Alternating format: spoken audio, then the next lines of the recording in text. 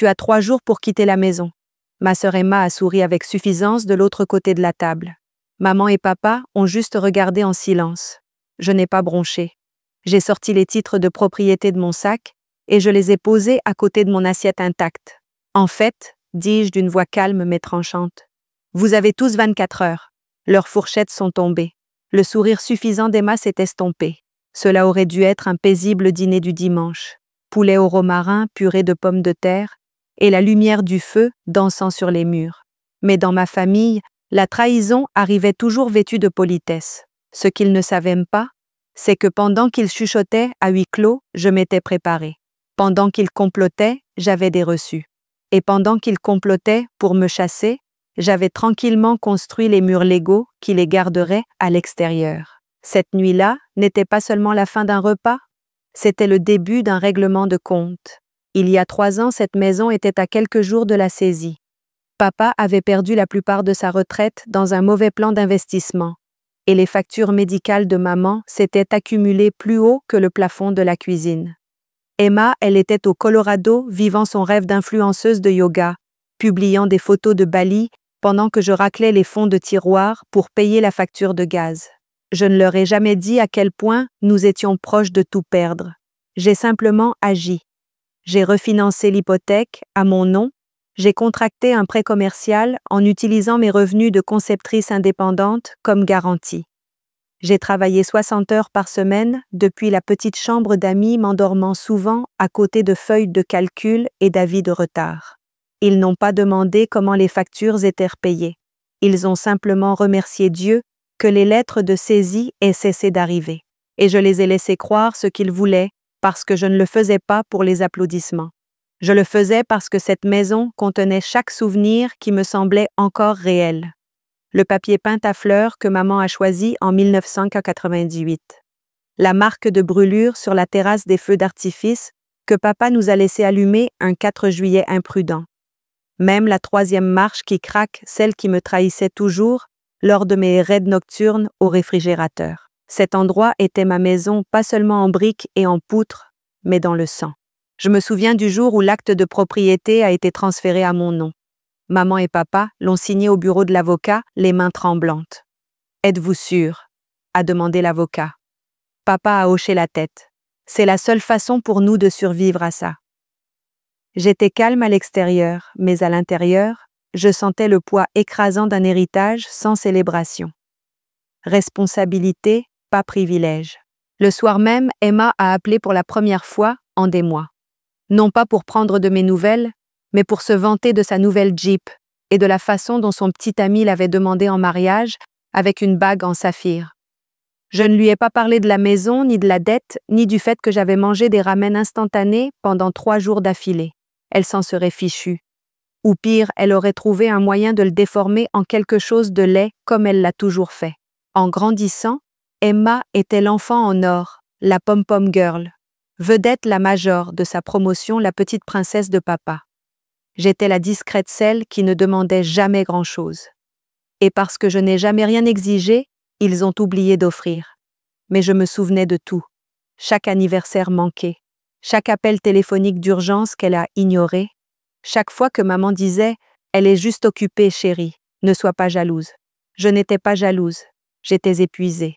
Alors, quand Emma est revenue dans cette maison il y a 2 semaines, avec ses cheveux parfaitement lissés, ses bagages monogrammés et ce même sourire condescendant, j'ai su que quelque chose se préparait. Ce à quoi je ne m'attendais pas, c'est à la facilité avec laquelle ils se rangeraient tous derrière elle à nouveau. Emma est revenue comme si elle n'était jamais partie. Elle a franchi la porte d'entrée comme si elle était propriétaire des lieux, laissant tomber son sac de voyage de créateur sur le parquet et envoyant un baiser en l'air à maman comme si elle brunchait à Manhattan. Papa a levé les yeux du canapé et tout son visage s'est illuminé comme il ne l'avait pas fait depuis des années. « Ma citrouille », a-t-il murmuré. J'étais debout dans l'embrasure de la cuisine, le torchon encore à la main, observant la performance se dérouler. Elle ne m'a pas remarqué. Pas même un hochement de tête, pas un regard. Plus tard, j'apprendrai qu'elle leur avait envoyé un SMS, des semaines auparavant, demandant si elle pouvait rester un moment pendant qu'elle réglait ses affaires. Elle avait quitté son fiancé. Il s'est avéré qu'il l'avait trompée. Ou peut-être que c'était elle, selon la version qu'elle a racontée. Elle reconstruisait sa vie, a-t-elle dit. Alors naturellement, elle est venue ici au seul endroit où elle n'a jamais levé le petit doigt pour le préserver. Au dîner ce soir-là, elle parlait plus fort que tout le monde, dominait la conversation, riait trop fort de ses propres histoires, buvait du vin comme de l'eau. Maman s'accrochait à chaque mot. Papa hochait la tête comme s'il était toujours son seul public. Et quand j'ai apporté le dessert, une tarte au citron maison, leur préférée Emma a ricané. « Tu joues toujours à la petite maison, hein, Evie ?»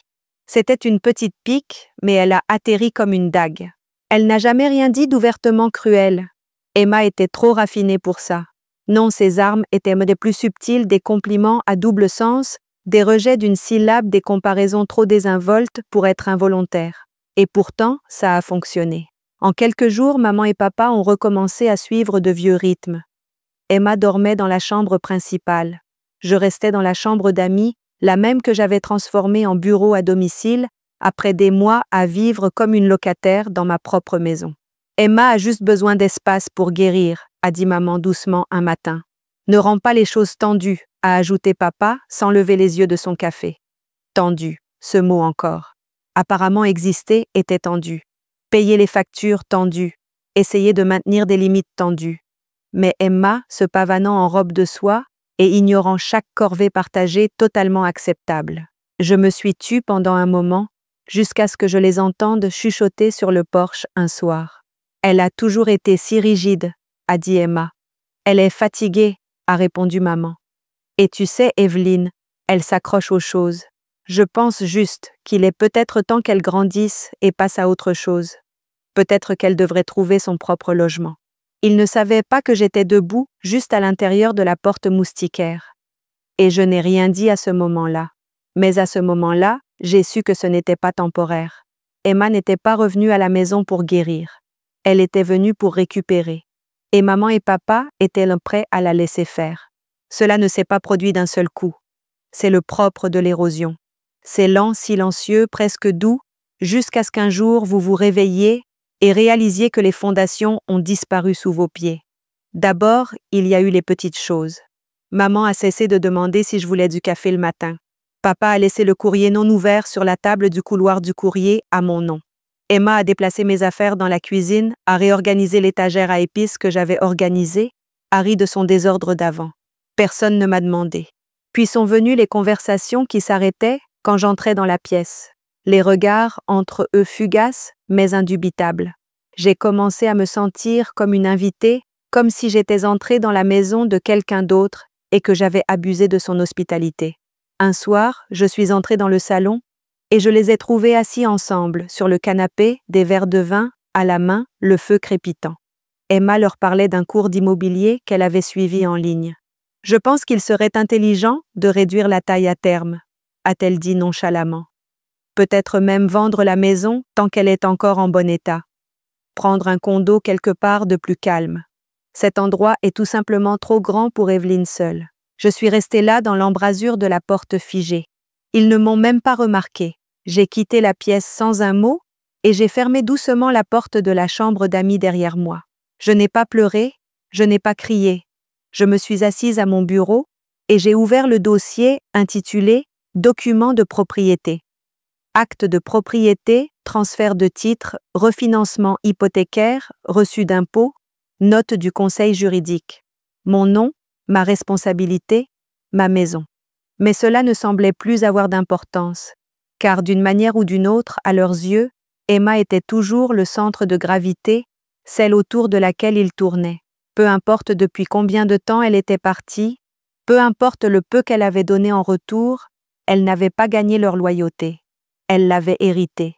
Et moi, j'ai dû acheter la mienne mois après mois, dollar par dollar. Et même alors, c'était conditionnel. Tant que j'étais utile, tant que je restais silencieuse, tant que je ne remettais pas en question le mythe familial selon lequel Emma était le soleil et moi l'ombre. J'ai commencé à fermer ma chambre à clé. Non par peur, mais par quelque chose de pire, la prescience. Quelque chose se préparait. Je pouvais le sentir dans la façon dont Emma évitait mon regard, dans la façon dont maman soupirait chaque fois que j'abordais le sujet des factures, dans la façon dont la voix de papa baissait quand il demandait « As-tu vraiment besoin d'être ici à plein temps ?» Personne ne l'a dit, mais je les ai tous entendus de la même manière. Tu es sur le chemin. Tu es trop. Tu n'es pas désiré. Et j'ai donc attendu. Pas passivement. Non. J'ai aiguisé mon silence. J'ai rassemblé mes preuves. Je les ai laissés me sous-estimer.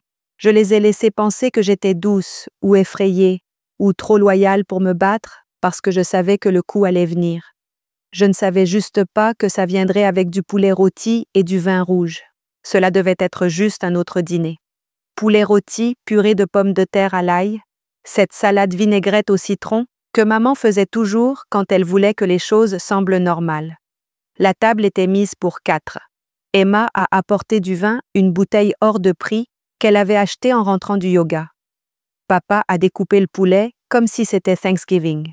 Et moi, je me suis assise en silence, les regardant prétendre que cette maison n'était pas construite sur les os de mon sacrifice. À mi-chemin du repas, Emma a pris une gorgée de vin, a posé son verre avec cette touche dramatique caractéristique, et m'a souri comme un chat qui a déjà avalé l'oiseau. « Tu as 3 jours pour quitter la maison », a-t-elle dit nonchalamment. Juste comme ça. 3 jours, sans discussion, sans contexte. Une phrase lâchée au milieu de la purée de pommes de terre et du silence. Je l'ai regardé, puis j'ai regardé maman et papa, m'attendant, espérant une sorte de réaction. Rien. Maman a baissé les yeux sur son assiette. Papa a pris le sel. Aucun n'a dit un mot. J'ai cligné des yeux. « Excuse-moi », dis-je doucement, en essayant de ne pas laisser ma voix se briser. Emma a penché la tête, son ton mielleux. « Ce n'est pas personnel, Evie. Nous pensons simplement qu'il est temps que tu passes à autre chose. Tu es ici depuis longtemps. Ce n'est pas sain. »« Nous », ai-je répété.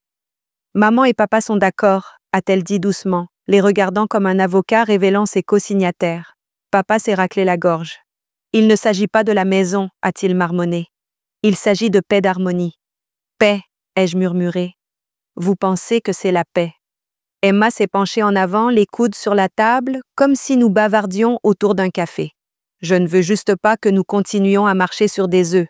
Ton énergie, elle est lourde. » J'ai failli rire. Lourde. La fille qui n'avait pas payé une seule facture, qui était revenue, en se pavanant et en agissant comme une reine en exil, parlait maintenant d'énergie. J'ai posé ma fourchette lentement. Mes mains tremblaient, mais pas de peur de clarté.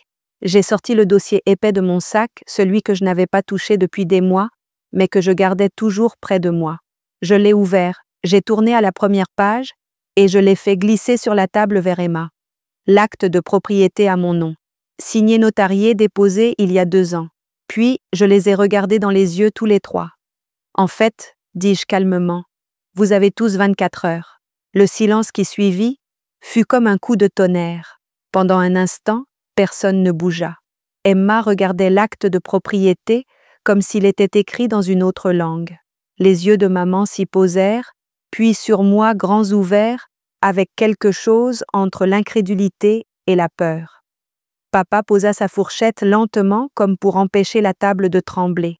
« Je ne comprends pas, » dit Emma la voix cassante. « Ce n'est pas réel. »« C'est très réel, » répondis-je ma voix basse mais ferme. Signé notarié juridiquement contraignant. Daté d'il y a 18 mois le jour où j'ai remboursé intégralement le solde de l'hypothèque. Le visage de papa devint pâle. Je l'ai refinancé à mon nom, continuai-je en faisant glisser un autre papier sur la table. J'ai payé les privilèges, j'ai pris en charge l'assurance, j'ai payé la taxe foncière, j'ai réparé le toit qui fuyait l'électricité, la moisissure dans le sous-sol. Tu te souviens de ça, n'est-ce pas? Non, probablement pas. Tu n'étais pas là. Emma se leva brusquement sa chaise, grinçant contre le sol, son expression tordue non plus suffisante, juste froide. Alors c'est de ça qu'il s'agit de contrôle. Non, dis-je. Il s'agit de respect, quelque chose que vous ne semblez penser que je mérite. Tu chasses ta famille, murmura finalement maman. Je récupère ce que j'ai construit, dis-je en me tournant vers elle. Ce que j'ai maintenu ensemble, quand tout le monde a disparu, ce pourquoi j'ai sacrifié mes 20 ans. Tu l'as laissé entrer et me déclarer squatteuse dans ma propre maison. Tu n'as rien dit. Nous ne savions pas, marmonna papa. mais les mots tombèrent faiblement. Vous ne vouliez pas savoir, ai-je lâché. C'était plus facile de prétendre que cet endroit se maintenait à flot tout seul, que j'étais juste une présence silencieuse en arrière-plan. Et bien surprise. Je suis la raison pour laquelle nous avons encore un toit. Emma rit un rire sec et amer. Mon Dieu, Evelyne, pas étonnant que personne ne veuille vivre avec toi. Tu es impossible. Tu agis comme une martyre, comme si la famille te devait un défilé. Je n'ai jamais demandé de défilé, dis-je en me levant. Mais je n'ai pas non plus demandé à être trahie pendant le dîner, comme si j'étais une étrangère qui avait abusé de son hospitalité. J'ai sorti la dernière page du dossier, une lettre imprimée de mon avocat, tamponnée et signée. Ceci est un avis formel d'expulsion. Vous avez 24 heures. Après cela, les forces de l'ordre interviendront. Tu n'oserais pas, cracha Emma. Je me suis tournée vers elle. C'est toi qui as osé en premier. Papa se leva aussi les mains tremblantes. Il doit y avoir un autre moyen, Evelyne. S'il te plaît. Il y en avait un, dis-je, ma voix se brisant malgré moi. C'était quand je vous ai demandé à tous les deux de signer l'acte et que vous avez dit oui. Quand vous m'avez dit que vous étiez fiers de la façon dont j'avais pris les choses en main. Quand j'ai passé 2 ans à nettoyer votre désordre sans jamais vous faire honte. C'était votre autre moyen. Vous avez choisi celui-ci à la place. Maman avait l'air de vouloir pleurer. « Evie, murmura-t-elle, tu n'es pas ce genre de personne. » Je la fixais. « Non, je ne l'étais pas. Mais vous m'avez rendu ainsi. Tu l'as laissé m'humilier à cette table et tu n'as rien dit. Tu m'as regardé me noyer dans les responsabilités et tu m'as qualifié de tendue. Et maintenant, tu veux faire semblant d'être surprise quand je dis enfin ça suffit. » Emma se dirigea vers moi. « Je ne pars pas, dit-elle. Je me fiche des papiers que tu apportes. C'est la maison de notre famille. J'ai grandi ici aussi. » Je reculai ma main, agrippant instinctivement le bord de la table. Oui, nous l'avons toutes les deux fait. Mais je suis la seule qui est restée quand c'était important. Et tu ne peux pas revenir et réécrire l'histoire juste parce que tu es plus bruyante. Elle ouvrit la bouche, mais je la coupai. Faites vos valises tous avant midi demain, ou je ferai en sorte que des officiers vous escortent. Le silence engloutit la pièce. Puis, lentement, Emma se retourna et monta les escaliers en trombe, ses talons claquant comme des coups de feu sur le parquet. Papa s'assit lourdement, enfouissant son visage dans ses mains. Maman me regarda, et pour la première fois, je pense qu'elle m'a vraiment vue. Mais je n'ai pas attendu la compréhension. J'ai quitté la table, je suis allée dans ma chambre, et j'ai fermé la porte avec des mains tremblantes. Dehors, la maison craquait. À l'intérieur, mon cœur battait la chamade. Je venais de déclarer la guerre aux seules personnes qu'il me restait. Mais pour une fois, je n'avais pas peur. Le lendemain matin, la maison semblait différente. Pas plus silencieuse, elle avait toujours été silencieuse, de cette manière étouffante et polie, mais creuse, comme si quelque chose s'était fissuré dans les fondations et avait laissé s'échapper toute la chaleur pendant la nuit. Je n'ai pas dormi. Je suis restée allongée dans mon lit, écoutant les craquements du parquet, la fermeture occasionnelle d'un tiroir, les voix étouffées dans le couloir. Ils faisaient leurs valises. À 8h13, j'ai entendu le léger clic de la porte d'entrée s'ouvrir et la voix d'Emma fendre l'air comme du verre brisé. « Apporte juste le camion. Je n'ai pas besoin d'aide. J'ai juste besoin que tu sois rapide. » Je n'ai pas bougé. Je ne suis pas sortie pour jubiler. Je n'ai pas offert mon aide. Je me suis juste assise au bord du lit, les mains jointes sur mes genoux, attendant le prochain son. Des pas dans les escaliers, un bruit sourd, une valise traînée sur le parquet. Puis de nouveau le silence. À 10h07, j'ai ouvert la porte pour prendre un café. Le couloir était vide, mais l'air était chargé comme après un coup de foudre. J'ai croisé papa dans le salon. Il était assis dans son vieux fauteuil inclinable, fixant l'écran de télévision vide, tenant la télécommande, mais n'appuyant sur rien. Il n'a pas levé les yeux, n'a pas parlé. Il m'a juste laissé passer comme si j'étais un fantôme. Maman était dans la cuisine, emballant des assiettes dans une boîte marquée « Fragile ». Elle s'est arrêtée quand elle m'a vue. « Ton père ne sait pas encore où nous irons », a-t-elle dit doucement sans me regarder dans les yeux. Emma a offert son appartement pour un moment. Ce sera à l'étroit. Je n'ai pas répondu. J'ai juste hoché la tête une fois et j'ai pris la bouilloire. « Elle ne voulait pas », commença-t-elle. « Si elle le voulait, l'ai-je interrompu. Et tu l'as laissé faire. » Les épaules de maman se sont affaissées. Elle n'a pas discuté, n'a pas pleuré, a juste pris l'assiette suivante et l'a enveloppée dans du papier journal. À 11h40, la porte d'entrée s'est ouverte et fermée 3 fois en une succession silencieuse. Une fois pour Emma, une fois pour maman, une fois pour papa. Pas d'adieu, pas de dernier mot. Seulement le son du départ et le vent contre les fenêtres. À 12h03, j'ai fermé la porte à clé. J'ai tourné le verrou lentement, j'ai senti le déclic. C'était fait. Pas de cris, pas de bagarre physique, juste une fracture profonde et nette. Le genre qui ne saigne pas à l'extérieur, mais ne guérit jamais complètement. J'ai fait le tour de la maison pièce par pièce. Leurs affaires avaient disparu. Leur présence non. Je pouvais encore sentir l'eau de Cologne de papa dans le couloir. Je voyais encore les gants de jardinage de maman sur le rebord de la fenêtre. Je sentais encore le parfum d'Emma persister dans la chambre d'Amy, celle qu'elle avait prise comme un trône. Je n'ai rien touché. Pas encore. Je me suis juste tenue au centre du salon, l'espace que nous appelions autrefois famille. Et j'ai laissé le silence s'installer comme de la poussière. Pour la première fois depuis des années, la maison était à moi. Mais cela ne ressemblait pas à une victoire. Cela ressemblait à des séquelles. Le premier matin sans eux fut étrangement silencieux. Pas de bruit de pas, pas de tintement de tasse, pas de chuchotement derrière les portes, juste le bourdonnement du réfrigérateur, le craquement occasionnel du vieux bois et le battement régulier de ma propre respiration. J'ai fait du café et je me suis assise près de la fenêtre. Pour une fois, personne n'avait réclamé la meilleure place. La maison semblait à la fois étrangère et familière, comme porter une robe que je n'avais pas essayée depuis des années. J'ai commencé petit. J'ai vidé la chambre principale, celle qu'Emma avait prise comme si elle lui était due. J'ai ouvert les fenêtres, en grand, j'ai laissé sortir l'air vicié. J'ai repeint les murs d'un gris doux, j'ai enlevé les rideaux à fleurs que maman insistait pour garder par tradition, j'ai accroché une seule photographie. Moi debout sur un sentier de montagne dans le Montana, les bras étendus seule et souriante. Ensuite, je suis passée au couloir. J'ai décroché les vieux portraits de famille, non pas pour effacer le passé, mais pour l'empêcher de planer sur mon présent. Je les ai soigneusement emballés, j'ai étiqueté le conteneur « Souvenir, pas hôtel ». Vint ensuite le jardin. J'ai arraché les rosiers mourants de maman, ceux qu'elle ne soignait jamais, mais qu'elle insistait pour que nous gardions parce qu'ils étaient les préférés de papa. J'ai planté de la lavande et du romarin à la place. Des choses qui ne se contentaient pas de survivre, elles prospéraient avec de l'espace et du soleil. Chaque tâche est devenue un rituel, non pas de deuil de réappropriation. J'ai réparé l'escalier qui craquait, celui dont Emma se plaignait toujours. J'ai remplacé l'ampoule du grenier. J'ai transformé la chambre d'Amy autrefois, mon espace de travail, puis sa suite privée, en un véritable bureau, avec un bureau debout et la lumière du soleil entrant à l'heure dorée. Et lentement, la maison a commencé à respirer avec moi.